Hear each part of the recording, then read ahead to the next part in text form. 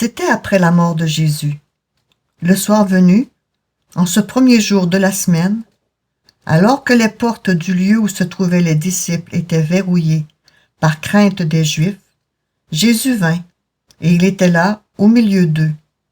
Il leur dit, « La paix soit avec vous. » Après cette parole, il leur montra ses mains et son côté. Les disciples furent remplis de joie en voyant le Seigneur. Jésus leur dit de nouveau, « La paix soit avec vous. De même que le Père m'a envoyé, moi aussi je vous envoie. » Ayant ainsi parlé, il souffla sur eux et il leur dit, « Recevez l'Esprit Saint. À qui vous remettrez ses péchés, ils seront remis.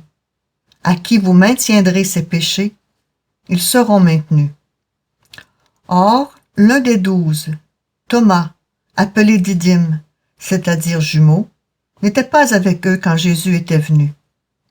Les autres disciples lui disaient, « Nous avons vu le Seigneur. » Mais il leur déclara, « Si je ne vois pas dans ses mains la marque des clous, si je ne mets pas mon doigt dans la marque des clous, si je ne mets pas la main dans son côté, non, je ne croirai pas. » 8 jours plus tard, les disciples se trouvaient de nouveau dans la maison, et Thomas était avec eux.